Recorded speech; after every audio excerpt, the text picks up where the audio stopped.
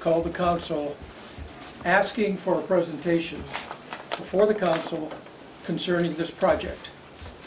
We did not do that at the time because there was supposed to be a public forum held by the county that was canceled on the 9th of November. So with that in mind, we decided to proceed. And I called Mr. Hanson, who is going to be our presenter this evening. He was more than excited to come and speak to us. It's important to note here that this is not going to be the only meeting about this subject matter. And the next time we have a meeting, depending upon what the progress is, we will hold it at a larger venue. But because of our press agent that went Sunday morning rogue, we wound up with a large turnout. Having said that, I welcome you all. So, we know who the presenter is, we know why we're here, what. This is an informational meeting.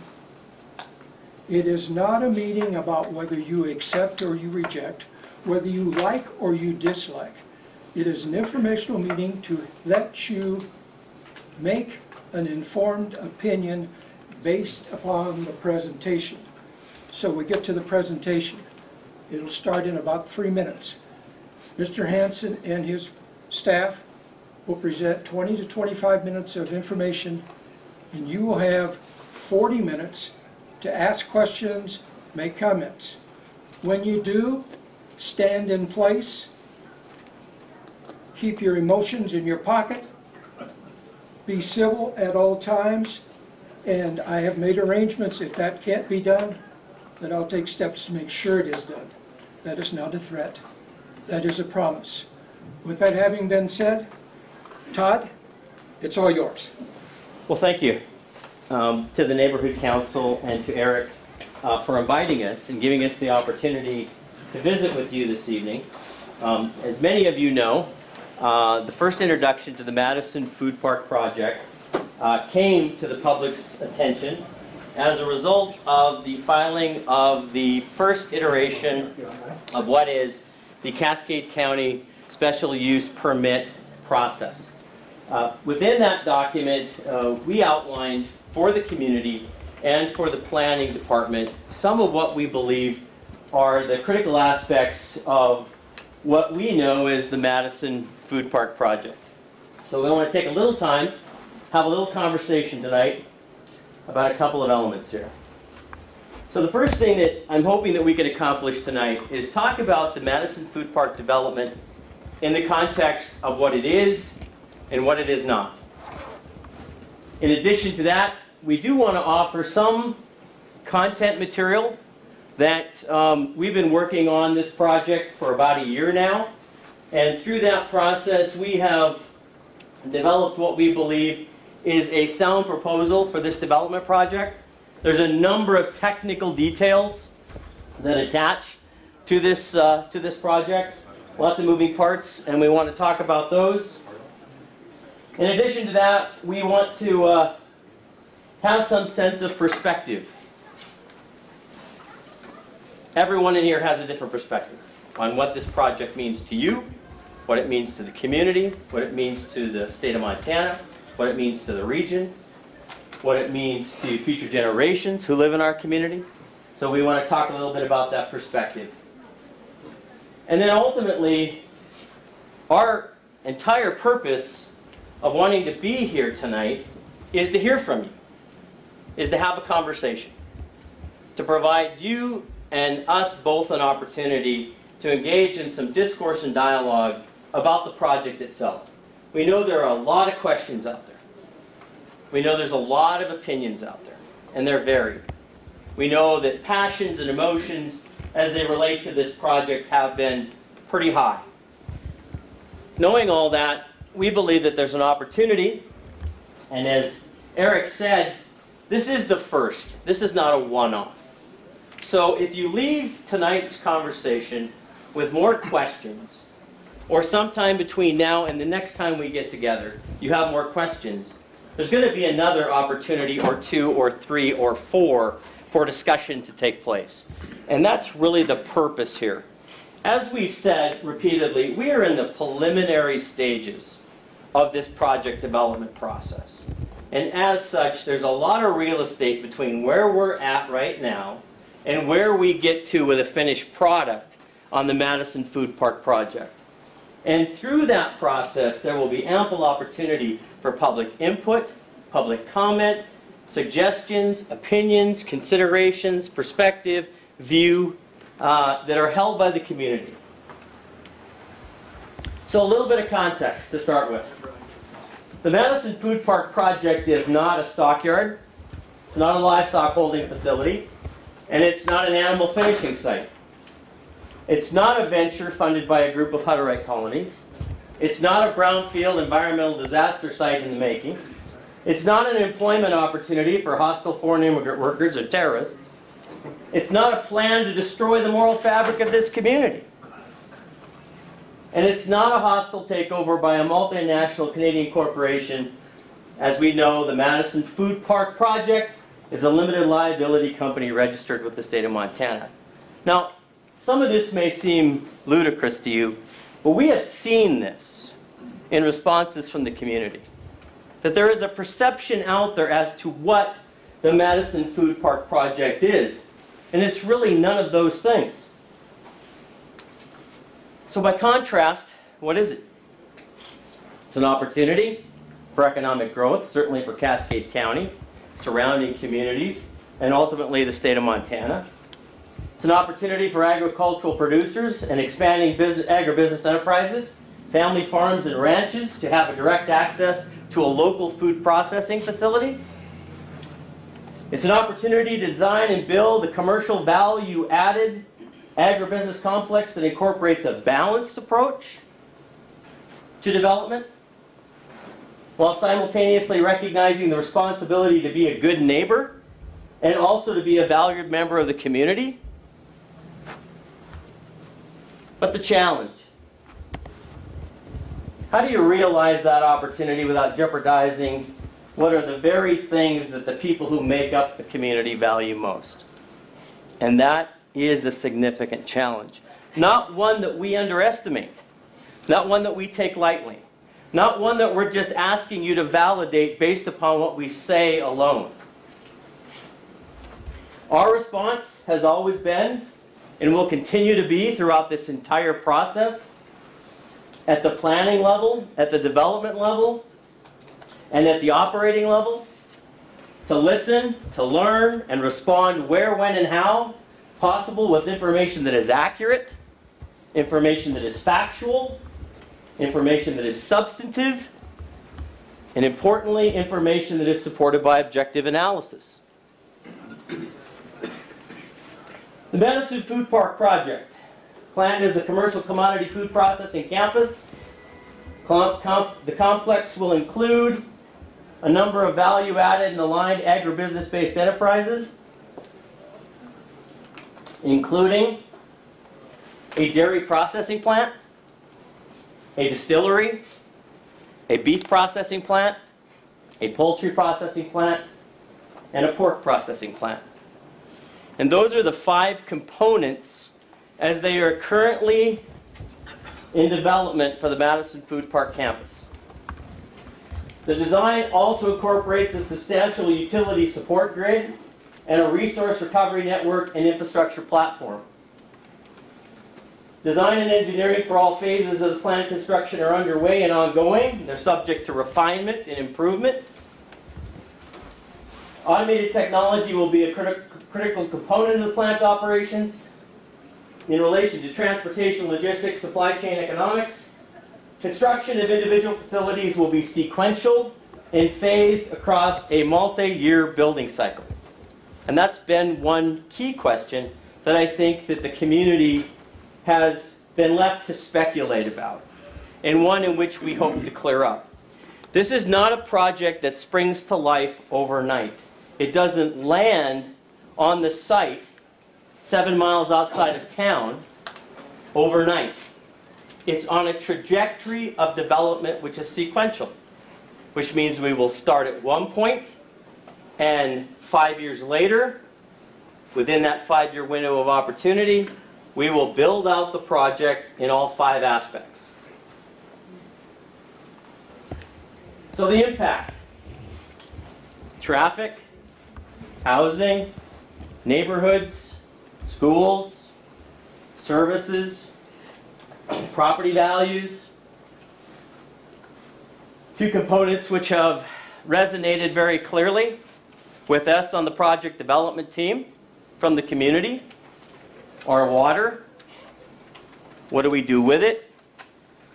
What do we do with it once we have it? And what do we do with it once we've used it? And the environment. What's the impact? So let's talk a little bit about water. For comparative purposes, because it's always helpful to put these statistical estimates in some type of context. And the context for comparative purposes is our estimations right now at peak operating capacity. So think 5 years. Don't think year 1, think year 5. We anticipate needing 3,072 acre-feet per year to service the needs of the Madison Food Park campus. Well, what does that look like on an equivalent basis when you start to put that type of volume of water use in some kind of context? 1,452 acres of irrigated alfalfa hay if you're using a center pivot. 1,065 acres of irrigated alfalfa hay production if you're using a canal distribution system. That's the equivalent usage of what we're talking about at the Madison Food Park complex at peak capacity. So if your reference isn't necessarily from an agricultural perspective, but one more of a municipal or residential perspective, here's another equivalent use. 1,200 acres of community green spaces, which includes parks, athletic fields, municipal golf courses that have turf grass, trees, shrubs, and flowers. The City of Great Falls indicates that that's the current acreage that it waters on an annual basis in the community of Great Falls. The green space that we know and enjoy in the community of Great Falls equates to the same level of water usage on an annual basis as what we're talking about utilizing at the Madison Food Park. So as you look at a map of cropland production in Cascade County, and the blow-up on the right is the area that is closely related to the site of the Madison Food Park, you can see that from alfalfa all the way through a variety of crops that are raised within the county, you can see the distribution. So when we talk about the context of using 3,072 acre-feet compared to irrigating alfalfa cropland, you can see what that cropland in our county actually looks like and where it's distributed and where we grow alfalfa and where we grow irrigated alfalfa. We want to talk a little bit about something that we've been hard at work on this project for several months now. It's the concept of resource recovery. There's a new awareness out there in processing plant technology, and not surprisingly so, because it aligns with the consciousness that's out there in society at large. An awareness of where we get our food, an awareness of where that food comes from, how that food is prepared, all of the inputs that go into raising that food source. So not surprisingly, in the meat processing industry, like a variety of industries that are out there, there's a new recognized awareness that the resources present in a waste stream and processing waters, and to utilize technologies to reclaim those resources, such as with water. Water that can be reused in the process water, in irrigation, or even potentially to recharge a source point aquifer. Carbon in the form of biogas, organic matter, as soil amendment and carbon dioxide, and ultimately phosphorus, nitrogen, and other trace minerals that are necessary for plant life. Those are the components that make up the waste stream. So when we talk about resource recovery, We're talking about the water source, the point water source that we draw from, how we utilize that water in the processing plant design, and then what ultimately happens to that resource in the recovery phase of what we're planning. As indicated, we have spent a significant amount of time looking at, and I know that it sounds cliche, but the state-of-the-art technology that's available. In the area of advanced biological nutrient recovery technology, or ABNR technology, we have looked hard at the potential of incorporating that technology into our resource recovery paradigm.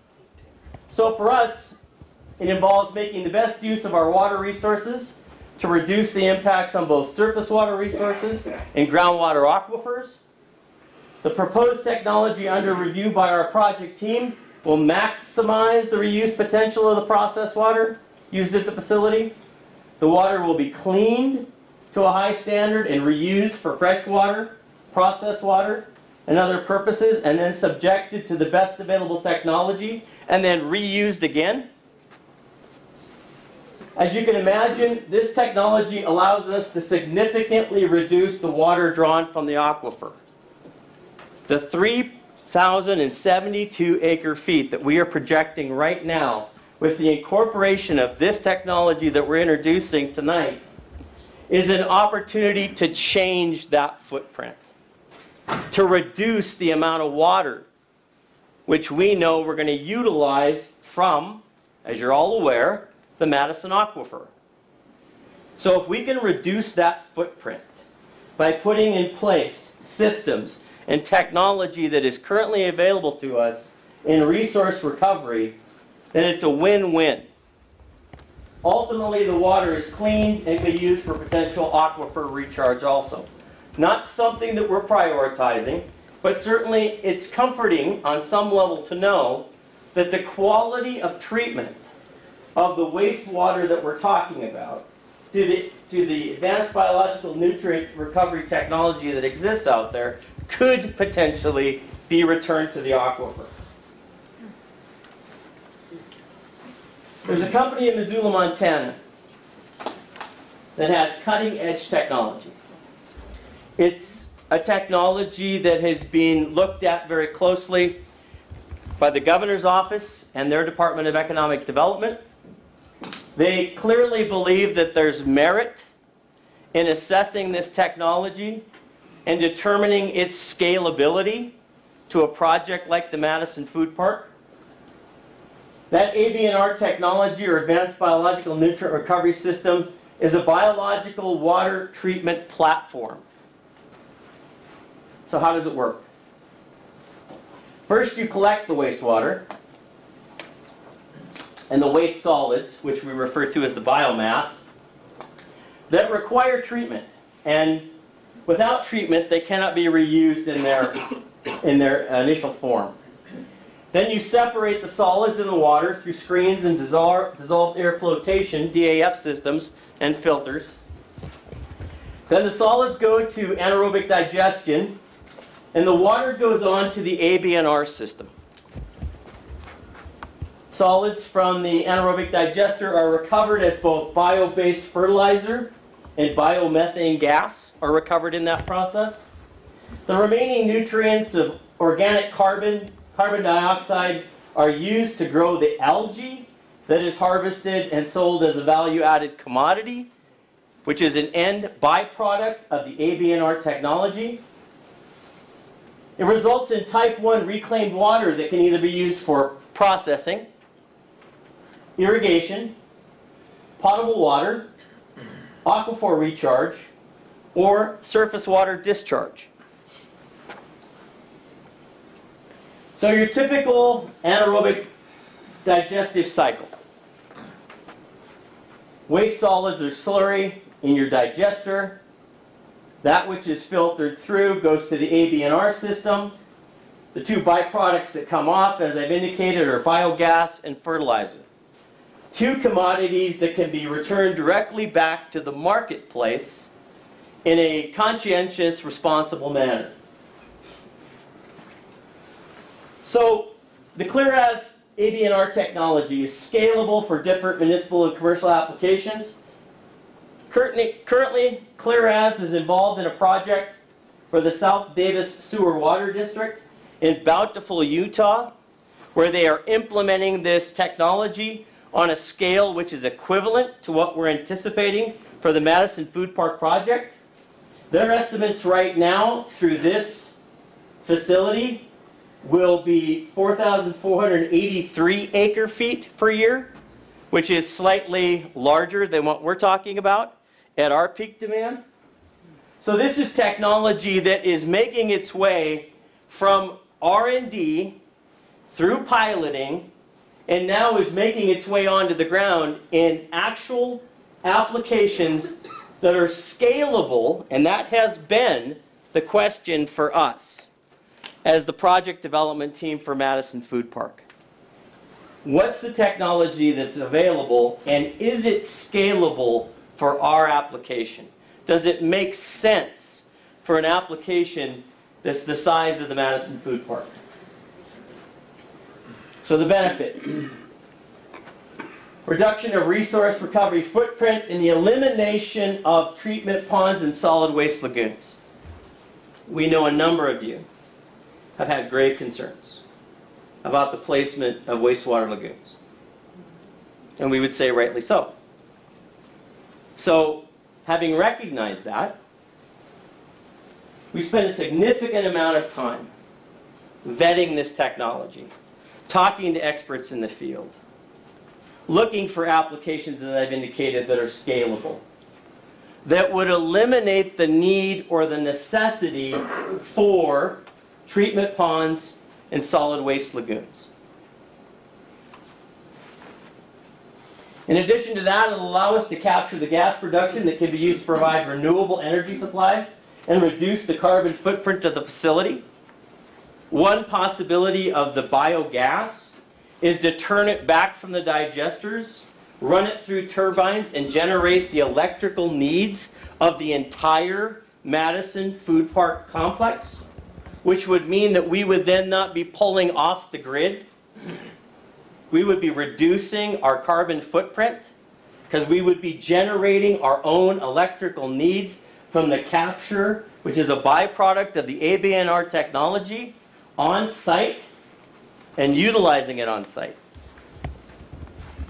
Carbon dioxide will be captured and fed into the process to drive the photosynthesis that is required, resulting in the production of oxygen, further reducing our carbon footprint. The recovered nutrients will be used to grow an algae crop rich in proteins, carbohydrates, and lipids that can be used in a variety of agricultural applications, reducing waste and landfill volumes. The concern with the lagoons is also once you have evaporation, then what do you do with the solid sludge? This technology removes all of that.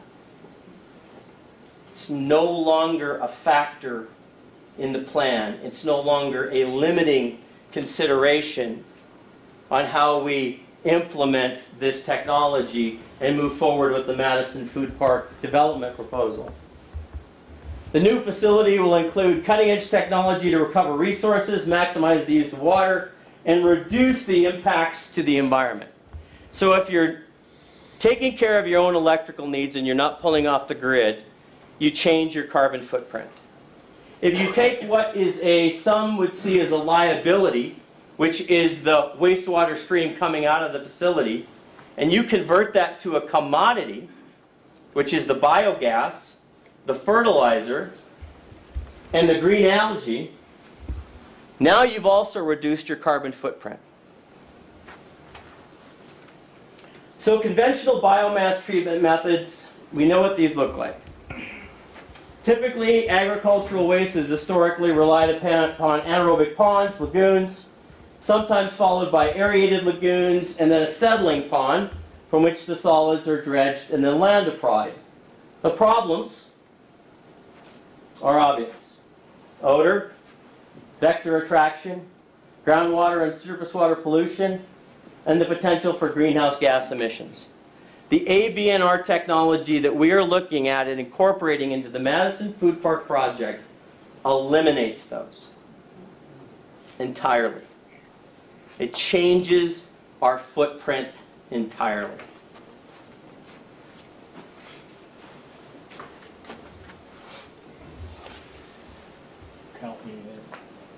As a biological water treatment platform, the Clearest technology is highly modular and scalable, providing a sustainable approach to cleaning water. It is a bolt-on system that can attach to existing water treatment infrastructure. The patented Clearest system applies traditional biological wastewater treatment principles. The result of the process is clean, recovered water. The Clearest system contains 3 core phases: the blend phase, the nutrient recovery phase, and the separation phase.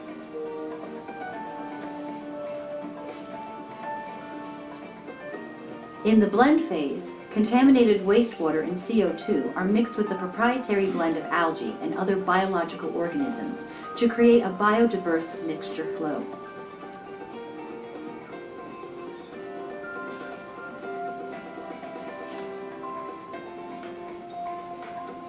In the nutrient recovery phase, the mixture flow leaves the blend tank and enters our vertical pond system. The greenhouse structure and light source provide light for year-round, 24/7 nutrient recovery. The vertical pond system optimizes biological activity and photosynthesis. Inside, the algae metabolizes nitrogen, phosphorus, CO2, and other unwanted contaminants and rapidly divides. The dense algae culture takes over and biologically cleans the water-releasing oxygen.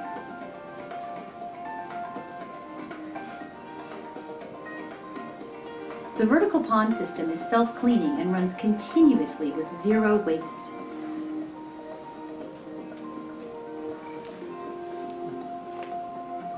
In the separation phase, advanced microfiltration separates the mixture flow into 2 different streams, the clean water stream and the recycle stream.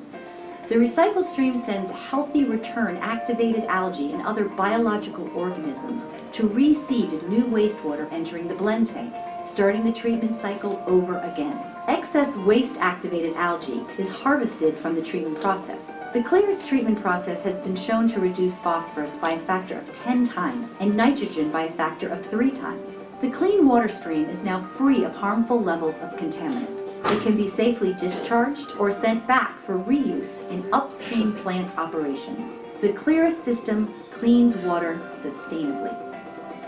The Clearest technology is administered by a state-of-the-art information management system, allowing for low-cost monitoring and accessibility from anywhere. The automated controls regulate the relationship between the biology and the mechanical processes to maximize the treatment impact.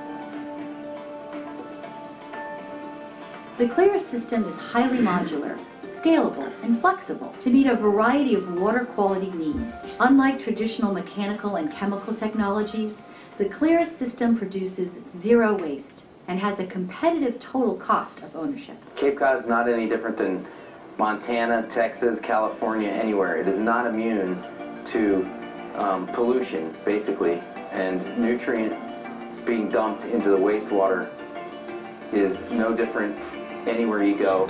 It has to be removed, and we have the system that can do it. Could we be sitting on top of the biggest future resource and remedy for our waterways? Imagine a completely biological, chemical-free process transforming what we can't use into natural products that we need. And best of all, restoring one of the most valuable resources the world continues to depend on every day: clean water.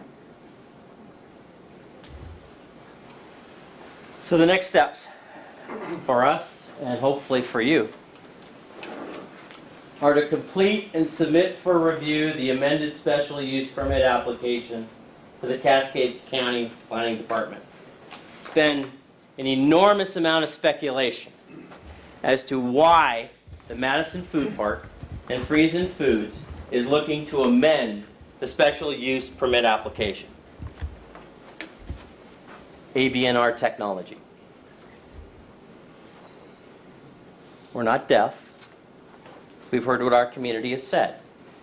We have taken steps, committed resources, reached out to the best and the brightest and have found a company that's in our backyard in Missoula that has some of the most innovative technology that's out there on the market. Now, if you knew that was available and you needed to do your due diligence to see if it had a scalable application to your project, it would only make sense that you take advantage of amending the SUP application instead of forcing it through, knowing that what you were proposing wasn't what you were likely to end up with. We're looking to incorporate the best that's out there, the best technology, the proven technology that is out there. We want to continue to have conversations like this and opportunities to speak to every one of you and hear the concerns that you have, and to have an opportunity to respond to your questions. So we want to continue to talk to institutions, to agencies, a variety of other stakeholders to gather additional and valuable input and perspective with respect to the opportunity that's presented by the development of the Madison Food Park campus. We're going to continue to refine and improve the systems design with the intent to adopt technology and innovative engineering practices that will eventually become an integral component of the Madison Food Park operations plan. The technology that we've shared with you tonight on wastewater treatment or resource recovery is but one component of the research that we're doing for incorporation into the larger Madison Food Park project. We wanted to share it with you tonight to provide you an example of what we've been doing and how we've been doing it and why we've been doing it in response to what we've heard and what we've known and how we've tried to move in the right direction. We're going to continue to do that with every aspect of the project.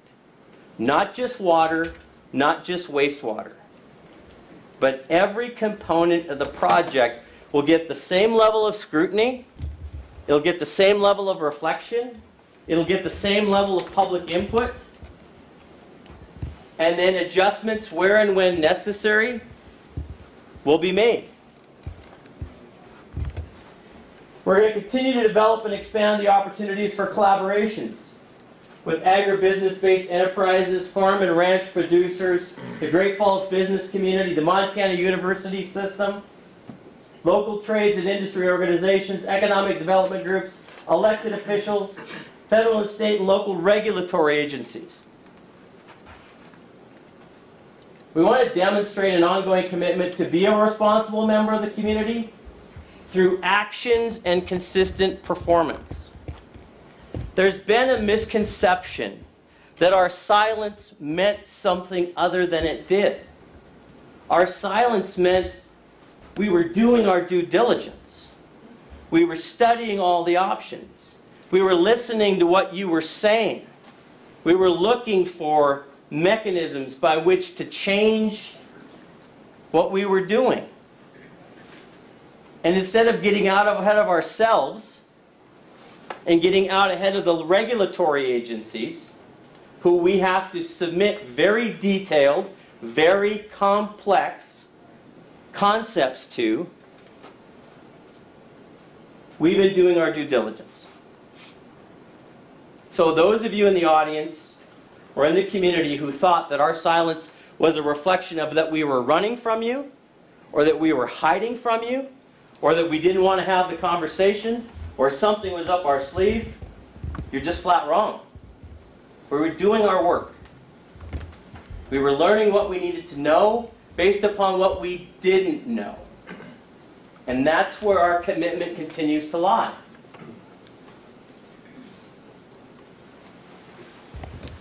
I was curious on where you plan and how you plan to tap into the Madison aquifer.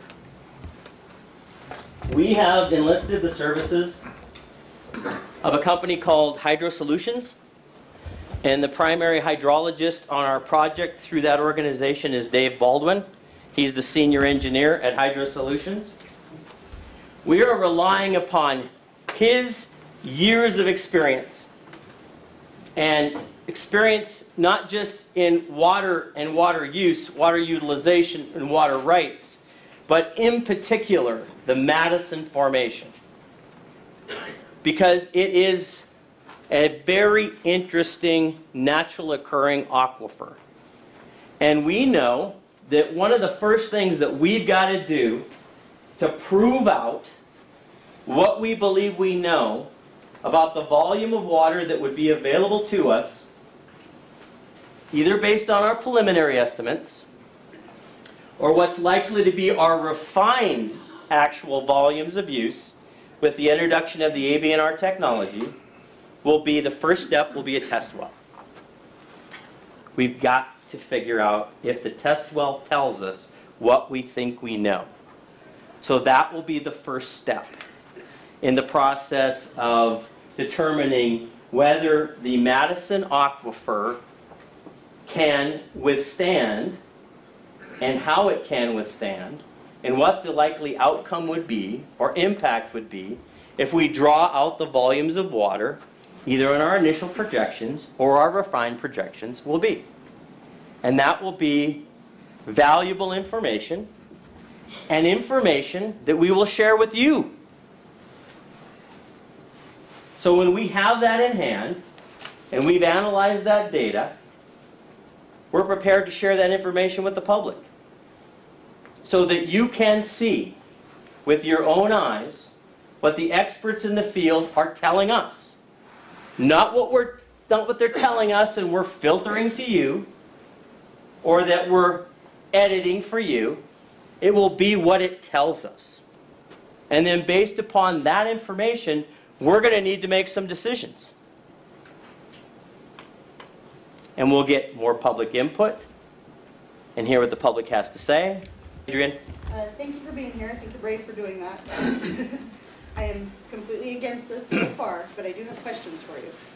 You talked a lot about the water acreage and all that. Would you put that into plain speak? Because everything that's been talked about is gallons. So Sure. Tell us what that means for gallons. Okay, let's go back here. So, if you convert... I just want to know gallons. Yep. I don't want to know that. I just want to know how many gallons. I'm getting there. Give me 1 minute, okay? Okay. So this represents 4 million gallons a year. The Madison Food Park project per acre feet calculation is 3.5 million. A year? Per day. Per day. Per day. Per day. Right. You said per I'm day. sorry. Okay. I'm sorry. Per day. This Okay. equates to that volume. It's 4 million per day for them, 3.5 million for us. So, and that's why it's a relevant question, because why talk about technology that's not scalable to what you're trying to do?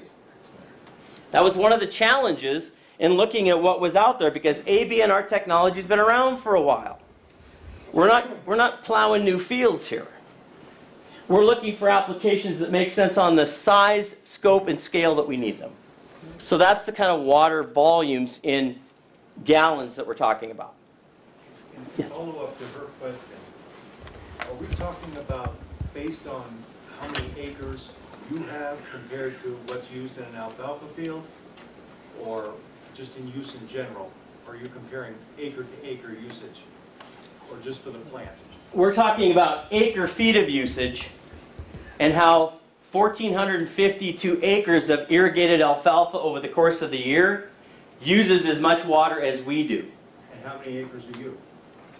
We use 3,072 acre feet a year. How big is how much land is this operation? The land mass that is been purchased by Mr. Friesen is 3,018 acres. There will not be 3,018 acres worth of development. The amount, scope, and scale of the development on site, how many acres will actually be under construction, and that being the placement of the principal enterprises within the complex, which are the buildings, the roadways, the parking lots, the treatment facilities, the utility network, the cold storage buildings. All of those have been put in the current iteration of the special use permit as placeholders. Not trying to hide anything, but saying to you as the public, this may be what it looks like. Because it is difficult to conceptualize when you've got a 3,000 acre piece of land and you know that it's got lots of topography to it. It's got a creek bottom, it's got coulees, it's got cropland, it's got areas that are flat, it's got areas that are raised, it's got a variety of landscape there. So when we talk about acre foot usage or the amount of equivalent acres that are under irrigation for alfalfa, we're not talking about what would be utilized on all 3,000 acres that are available to us as part of the Madison Food Park holdings. We're talking about what is going to be used in that footprint of the complex and the facility itself. Yes? Have you projected yet how it will affect any other current users of the Madison Formation that have been using that for years? How will it affect their flow with you pulling that out of that for your usage? Yeah, we're studying that right now. Because, as you can imagine, the first calculations were based upon what we anticipated on a per acre foot basis before we had clearly embraced the ABNR technology. Now those numbers are going to need to be refined. Once the hydrologist has made those refinements to those calculations, then we'll be in a better position to answer that question. Yes, sir. Three-part question. My name is Alex Chung. Hello, Alex. First question is, how long exactly has ABNR technology been around? Number two, how long has Bountiful Utah's facility been operating? And number three, will it eliminate the need for holding lagoons? Because I see 12 holding lagoons in that picture. They're not lagoons. They're holding ponds. Okay, fine. And let's start from there and back up, okay? So the holding ponds that are part of the ABNR technology are just that. They're holding ponds for the water. The, for lack of a better term, harmful components that are in the waste stream that are initially diverted through the biodigester, and the byproduct that comes out of the biodigester that is headed to the ABNR system goes through a holding pond. And those holding ponds are not lagoons. They don't stink, they don't smell, they have no odor. And it's a process by which they work their way through those ponds almost simultaneously, because as it's coming in, it's going out. So there's no settling, there's no need for agitation, there's no need for treatment, because it's in and out, it's in and out. The holding ponds are based more on having the volume that you need when you need it to feed the system. So that's the first. ABNR technology has been around for over a decade in different iterations, maybe closer to 25 years. So it's not like it's something that just fell from the sky.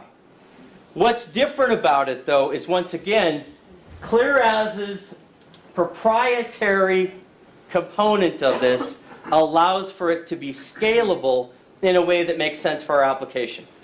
The Bountiful Utah South Davis Sewer District is currently under development. So they are in construction right now. Follow-up, then how many of these ABNR facilities are actually functioning and operating in the United States right now? I don't think I can accurately answer that. I don't know. Pardon? Would you get I would. on that? Because Certainly. For now, it seems like this You is bet. great technology, but there is no working facility. I will get you an abundance of information. You know, we've seen a very good diagram here of what you plan to do, but I heard no guarantees that you're going to install that system. You said if it's scalable, gave us a lot of ifs, but I didn't get any promise from the company that this is what you plan on doing. And then, is it going to work with the environment here in Montana? This is in Utah. Yep. The weather is a heck of a lot different than up on that hill. Yes, it is.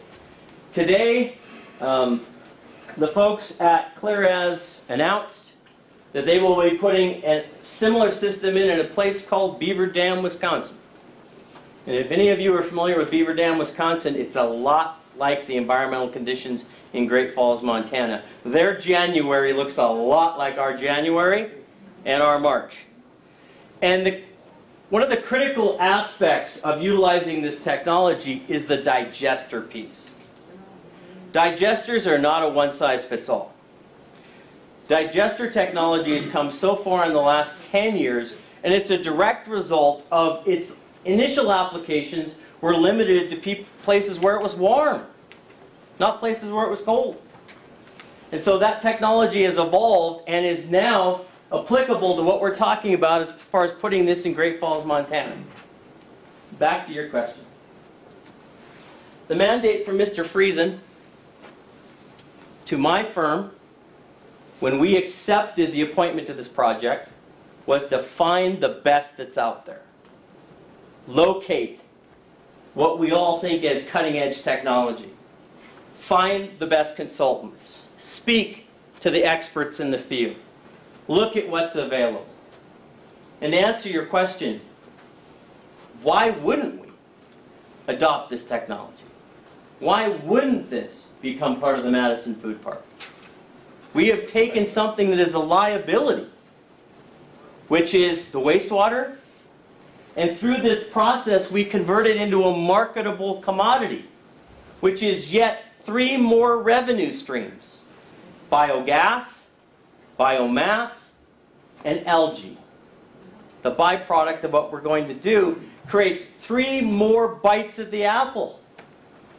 I don't know an economist that's worth their salt, or a business consultant that's been in this industry for very long, that would take too long to say, of course we're going to adopt the technology.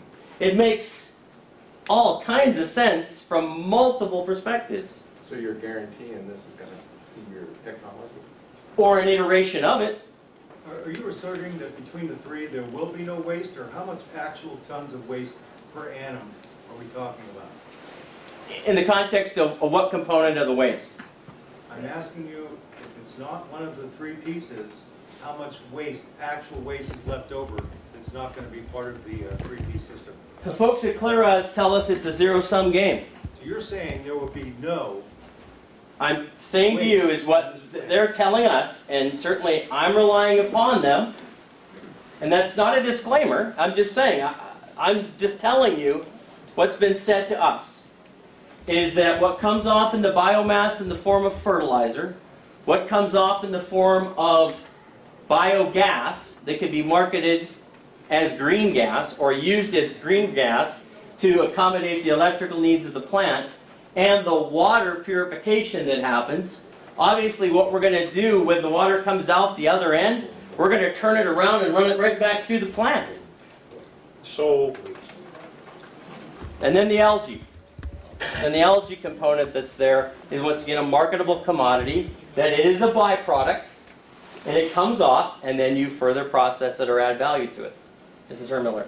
So my question is, this technology, and you talk about scalability, this facility is not yet up and functioning and proven to be successful. I don't know of any slaughterhouse industries of multi-species animals using this technology. And I'll be very honest with you, I am not comfortable at the size of 100,000 plus pounds of solid waste produced a day being the guinea pig for this. It's not a guinea pig. I disagree with you entirely. How is it not Scalability is not a guinea pig. It's a common industrial, commercial, and institutional practice that you prove something out and then you scale it up. And then you prove it out and you scale it up. And you prove it out and you scale it up. What we're talking about is there's been a concerted effort over a decade's period of time to take what were pilot programs of ABNR and have scaled them up. Scaled them up for municipalities that don't necessarily have a use of 4 million gallons per day. Smaller volumes. Proved it out. Scaled it up again. Proved it out. Scaled it up again. Proved it out. You can imagine the need and the investment by the South Davis Sewer District of adopting this technology. It's significant. I can't imagine that they would have invested a dime in this process if it wasn't proven out to their satisfaction. Why is it not being used in smaller slaughterhouse facilities then? I can't answer that.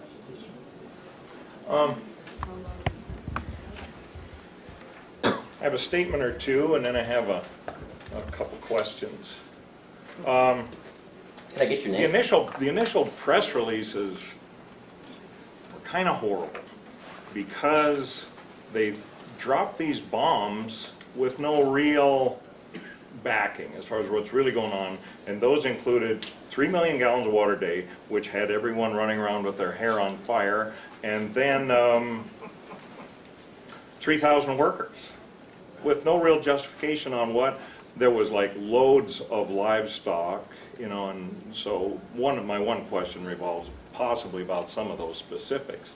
I pretty much believe that everything you're proposing is going to be fine. You've got a zillion hoops you have to run through, state and federal. You are absolutely right. I am 4 miles downwind from that. I also have packing house in my blood, I guess. That makes two of us. I know how you make the hot dogs. We had a family, well, it wasn't exactly a family packing house, but we killed 4,500 head of cattle a week in Omaha, Nebraska. And we were one of the larger grinders for the school lunch program, so we processed meat, we boxed beef, we sold swinging beef, we had a rendering works that did not stink, and all of that, just the beef operation, only employed 170 people. Where did we put 3,000 people? You mean how do we get to the calculation of 3,000 positions at the Madison Food Park? Yeah. Let's talk about that. We start there, then we'll come back? I got one more. Okay, not a problem. So when you talk about the principal enterprises at the Madison Food Park, you've got the value-added dairy processing facility, you've got the value-added distillery, you have the protein processing lines of poultry and beef and hogs. Think about the ancillary enterprises that attach to those positions that are actually considered the processing positions. We have a cold storage facility that's going to need to have at least 150, minimum 150 people assigned to that single aspect, that logistics and transport network that attaches to that cold storage unit. We have a responsibility and obligation to wash down, sanitize, and treat every truck that comes on the property. Imagine the scope and the scale of that truck wash and the number of employees that will be required to ensure our biosecurity. Let's talk about facility security. Another significant number of people are going to be required for monitoring and managing the comings and goings of producer truck and transport in, producer truck and transport out, workers in, workers out. Any other components of the complex are going to need to be monitored and maintained by people. Another significant amount of people, part of that ancillary industry and enterprise. We've got trucking in, we've got trucking out, we've got a rail link, we've got railroad cars to fill, we've got a number of positions that relate to that aspect of the project alone. Then you've got management, you've got our skilled, semi-skilled, and laborer positions. Think about the custodial staff alone at a facility like this. And you've all heard the plan at peak capacity. 260 processing days, 8-hour processing shift, 7 or 8 hour clean shift, 7 or 8 hour processing shift on a 260-day cycle. You don't clean a facility of this size in 7 or 8 hours unless you've got a significant labor force that can be brought in, day out, without fail, 260 days a year. So when you conceptualize the projection of 3,000 positions that attach to the Madison Food Park project, they're not all meat cutters. There's ancillary positions that attached to the primary positions. Second question. What is, I'm sorry, yeah, I guess what kind of numbers on cattle, hogs, chickens are you looking at? You know, because we just saw loads, which I thought added up like 3,000 head of cattle. Well, and these are estimates, so please, Oh, yeah. these are estimates, just so we're Oh, yeah, you clear, have to have an idea right? what you're trying to build for, because it's built Definitely. specifically for the Exactly. capacity. When you look at the ROI, you better know what your estimates mean Yeah. on your pro forma. We're looking at approximately 1,800 cow, this is at peak capacity now, not day one, after the trajectory to ramp up. 1,800 head of cattle per day, 9,200 hogs a day. How many? 9,200? 135,000 chickens per day. How many chickens? 135,000. 1,800 head of cattle. Peak capacity, year 5. So think about it in the terms of where you start with a single shift or the potential of a single processing line for animal protein, and then you ramp up to peak capacity. Excuse me, where do the animals come from? Point source for the animals. So right now, and you've all seen it, there's an announcement out of Senator Dane's office that the Chinese are coming. And they're bringing $300 million to a project that seems a little undefined to me. Is somewhere in southwestern Montana, and they won't tell you how many cattle they're going to source or process. They're telling you about how much money is going to be spent on the processing of those animals. We have quantified the number for you. So where do we get them? The mandate, one back step, okay? I've been around this concept for a decade and have been studying the aspects of a processing facility in the state of Montana for over 10 years. There's been, by my count, 7 iterations that have come across my desk as to feasibility studies, business plans, people that are walking around with suitcases of money that want to build a processing plant in the state of Montana. And they all shared the same common denominator. What's the profit margin? What's in it at the end? How much money are we going to make? To his credit, Mr. Friesen and his group came to me and said, how do we take care of your producers? I said, well, isn't that a novel approach? You want to talk about building a multi-species processing facility, and your first question to me is, how do we make livestock production in the state of Montana sustainable for our producers? So first and foremost, you've got to identify what the conditions of producers are in the state of Montana. Let's talk about the dairy processing facility to start. Milk in the school program. We all know our kids drink Montana milk, right? That's where it comes from. Montana dairy producers put milk in our school system. There's also a lot of milk on a per pound, as the dairy industry talks about it, leaving the state of Montana every day, going out of state. That's not helping our dairy producers, because if it goes out of state, the margin shrinks, the price to them in their pocket goes down. So first and foremost, if we do nothing more in the dairy processing facility, but provide them a market for the milk that they're currently producing that goes out of state, it's a win-win. Because we've given them another option. We've created another more bountiful revenue stream for them. Same thing with cattle. We finish very few cattle in the state of Montana. We have phenomenal genetics. We have some of the best nutrition programs and vet services in the state of Montana. So what's bred and what's fed in the state of Montana gets shipped out.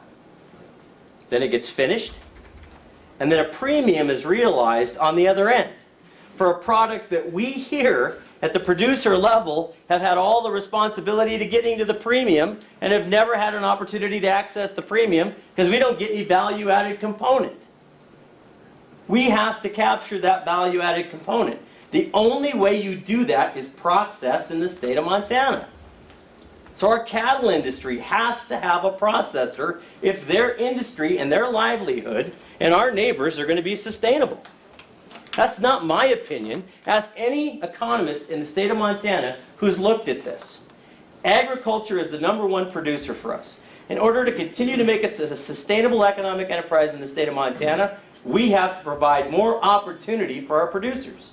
The Madison Food Park is yet another mechanism to provide opportunity and access to markets that they currently don't have.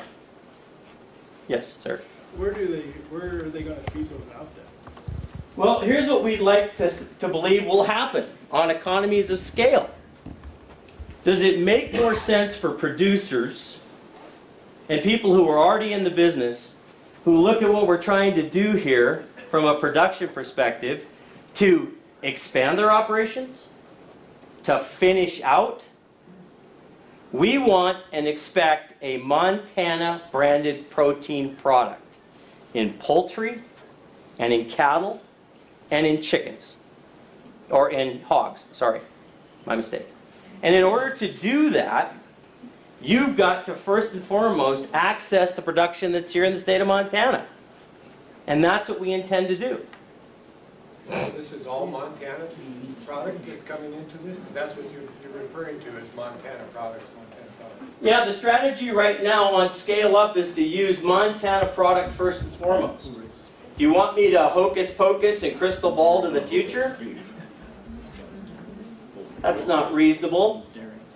It's more reasonable to say that the very essence of what we're doing, the central core concept of what has initiated this entire process, is Montana sourced, Montana bred, Montana fed, and Montana finished.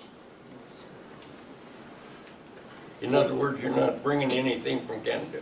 We're not anticipating bringing anything from Canada at this time. But you won't kill 100 head of cattle a day out of Montana cattle, just because there is no one feeding cattle in Montana for the most part. Definitely, I mean, you're going to have to want to kill 100 head for So you're talking, 5 years until the producers can ramp up. You're talking about a trajectory once again. We're not naive to think that the Montana cattle industry is all of a sudden going to start calving in January or February or March. We're talking about introducing concepts and providing a means for evolving what producers do that will allow us to ramp up gradually to where we want to be. I didn't say we were going to do 1,800 cattle day one. Well, you've got the hogs and you've got the chickens and you've got the dairy available to do what you want to do now, because the Hutterites provide all that, right, wrong, or indifferent. They provide 99% of hogs and chickens and milk in this state. That's not true. I bet it's pretty close to true. The colony, hold on, let me correct you, because it's going to make it into here. Okay. So I want to clarify it. Yeah, and I want to talk cattle before it's over with. I want to challenge you a little bit. So here's what it looks like in the dairy industry. And you just got to look at the numbers. 48% of dairy production in the state of Montana is Hutterite-based production. 52%, the majority of dairy production in the state of Montana, non-colony production. From where? What about hogs? All over the state. Where in Not the around state? here. Where? Not here. Where in the state is that happening? West, south. But it's expensive. We'll ask Dairy Gold where their milk comes. And I will tell you where Dairy Gold's milk comes from. It comes from the western part of the state, from producers that are there that make up that 52%. Hutterite producers pay taxes. You're off the boat here. But on the cattle thing, I'm a cattle producer from central Montana. My name is Jim Peterson, okay? Hi, Jim. How are you? One Montana. Thank I you for being recognize here. you. Yes, sir. Yep. We have the cattle. We ship out over 90% of the calves in this state, leave this state, and are not added value to. I have a son that can deliver to you 20,000 cattle a year, fat, today. Where's my pad? Because I'm signing him up right now. Alive and well. And you give us this opportunity, and we'll provide you with the cattle. Production is spoken. Yes, sir. Guarantee the cattle are here. Why would you ship them 1,000 miles? You're talking about 265-day kill schedule? 260. All right. That's roughly, if I'm making it right, 500,000 cattle a year. Mm-hmm. At peak capacity. And hogs, how does that figure a year? Whatever the multiplier is at 92 times 260. Those sound like really big numbers, but they're very small numbers. In comparison to? In comparison to Greeley, in comparison to Iowa beef. Right. Can you be competitive killing it? Since so much of it comes down to kill costs. With a modern plant, can you be competitive killing a third of the cattle? It's a good question. What's the economy of scale where you break over? And there was a comment about there's not another multi-species processing plant anywhere close to what we're proposing. And that's because of economies of scale. You cannot look at any one of the 5 components in a vacuum. And I'm going to answer your question. You have to look at them combined. The Madison Food Park campus makes sense because of the 5 processing lines combined. When you look at economies of scale and how you implement a utility platform, how you design and devise a transportation network, and a cold storage facility, and the logistics of bringing trucks in and trucks out, you can't make it work if you're looking at a single line. The economies of scale aren't there. You've got to combine them into a coordinated and aligned facility that will allow you to take a margin here and a margin there, and combined, those then provide you with the mechanism by which there's enough margin to make sense of, if you can't get to one aspect of your project day one, then what does your ROI tell you in your pro forma of how far you have to go before, if you don't get there, there's a problem. Is this going to be a... You know, you do a good job of talking, Todd, but you're asking us to buy a pig in the poke, really. Oh, that's... And a lot of things that I've heard. There's a lot of innuendo. This guy said that engineer said this hell of technology. I was working on a road job up at Glasgow, just below that, and that technology that you're talking about, that town had down there on the Milk River. They had their sewage going into that little plant that was no longer than 100 foot by 60 foot wide, and it took care of all the waste coming out of that town. And it went right back in the Milk River, and it was clean as it is. So that's an old technology, and it can be done. Now I'm going to ask you, why do you need that kind of volume coming out of that in your water when you can reuse that on a reciprocal cycle? And we're hoping to cut those estimates in half. I mean, that's, well, I can't tell you that that's where we're going to end up, but that's where we're headed, is to identify through this technology the opportunity to reduce that volume significantly. Get it from the city. So, what's your name again? Burroughs. Fred. Fred. So, Fred, I'm not here to convert you. I know. I'm just I'm not here to... But here's what I would say to you. But I live... Give us a chance. I know. I Give me an opportunity to show you instead of tell you, based on performance. No. This is like... A dinosaur is laying an egg here. And if it's allowed to hatch, you're never going to get rid of what it's going to become. Ladies and gentlemen, we're down to 5 minutes, and this portion of the meeting will stop. Shannon, can we expect a rail spur at some point to lessen the traffic on 200? Yeah, it's a component of the project which we're looking at, and right now it looks like it makes sense to us. Does that mean it's a guarantee? There's a lot of real estate in between wanting a rail spur and having a rail spur. Now we're talking to the right people, and we're not doing it in a vacuum either. We're asking questions. We're talking about how that would actually look.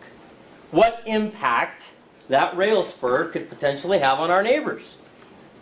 That's one of the things that we're asking. Yes. I have a well that's within 8 miles of where you're going to be building. Is that Is my home well going to be affected by this? Based upon the information that we have right now, I can't answer that question definitively, yes or no. Because I'm not the scientist on that, and I'm not the expert on that, and I can tell you that it's a question that is at the top of the pile for Dave Baldwin at Hydro Solutions as we start to model the technology that we're talking about adopting and the anticipated reduction in volumes. What would be the likely impact upon our neighbors if they have wells in the same formation as to where we're headed in drilling into the Madison? Where's the financing coming from? Who's paying for this? It's all private equity financing. Related to that question, you started off, Todd, with a disclaimer about this being a Montana LLC. So we don't really know who the owners are, and what exact, are you strictly a consultant or a public relations for them? And can you explain the structure of the whole company and the ownership so that we know what's Montana and what's not and what you're describing? Mr. Friesen's standing right there. That's Mr. Edward Friesen, the owner and developer of the Madison Food Park project, the owner-operator of Madison Food Park LLC, Friesen Foods LLC. My role as a project consultant and director of development for the Madison Food Park project is to be the firm that gathers the information, that seeks to answer the questions for Mr. Friesen that he's asking in relation to the entirety of the development project. That's our role. Coordinate that, to facilitate that, to identify where that expertise lies, like Claire has, to make recommendations as to what should be incorporated into the project, how, when, and where, that makes sense for his assessment and his analysis as to incorporating it into the project. That decision is not mine. That decision lies elsewhere. Yes. I'll get right to you, Andrew. Go ahead. You talked about the water treatment. Can you talk about the solid waste, the hides, the bones? What happens with all of the millions of pounds of that? Yeah, there's components of the processing of animals that result in the offal, which is all of those components that come out of the animal and other pieces that are attached to the animal, whether they're hides or whether they're hooves or whether they're horns, that all have some level of resource recovery or revenue related to how you deal with them. Do you further process them on site? Do you contain them and ship them out for other industries and enterprises that specialize in the value-added piece of whatever that commodity is? And where does it go and how does it go? Those are all pieces that we're exploring. Does it make more sense to offload it off of the campus through means and mechanism which either trucking or the rail link? Or do we invite into the food park campus a value-added further processor who may be able to take advantage of those commodities on site? Those are all dynamics that we're looking at how they fit together. Andrew? This is a question for either of you. What are we going to do about the human cost of this? The 3,000 people who are supposed to come, how are we as a community going to house these people, educate their children, take care of the roads for all the increased traffic, deal with potential, not definite, crime that might go up? What are Mr. Friesen's plans to help this community out with an influx of 3,000 people? Sure, it's a great question. Let's start with the impact on our school systems. So, I had an interesting meeting with the superintendent of schools tonight, in which we were talking about the impact on Great Falls Public Schools if you bring, at peak capacity, 3,000 families in and around the community of Great Falls. Because we're hiring families, we're not hiring individuals. So when we talk in the context of 3,000 principal workers, that number could have a multiplier effect, and you're well aware of it. You've commented on it on a couple of occasions on social media, that we could see up to an influx of 12,000 people in the community with your typical family of 4. So what's the impact of, let's say, 6,000, potentially, at the top level, 6,000 students on the local school systems? Well, it's going to have an impact, right? That kind of enrollment changes the budget authority of the local community significantly. We do a lot with education. We understand concepts of budgeting and A and B and other components of how public education works. That's why we've reached out early and often to the Great Falls Public School System to talk about this. We've also been in contact with folks at the Montana University System, and in particular Great Falls College, to talk about ongoing training programs and worker development and career path orientation programs that'll work for the community. We've reached out to the real estate industry, who are in contact with residential developers in the community to say, how are we going to ramp up for this? It can't happen overnight, but we're going to have to be prepared for it. And we've got to plan appropriately.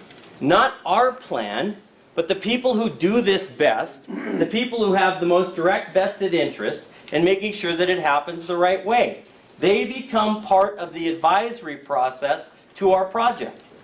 We're not holding them on the outside and believing we know what we're doing in every aspect. We're reaching out to them, like the public school system, and saying, if you had to model the introduction of students at this level over a 5-year period, what would it look like? Not what it looked like from our perspective, what would it look like from their practical perspective? How they put desks in classrooms, how they put food in the lunchroom, how they prepare for an influx of those kind of numbers at a 5-year window. So those are the questions that we're asking. Those are the people that we're asking the questions of, and we're relying upon their expertise and experience to advise us accordingly. Todd, let's hold it right there. I thank everyone for coming. I'm committed to this. If my neighbors, part of this council, want to have another meeting in a larger facility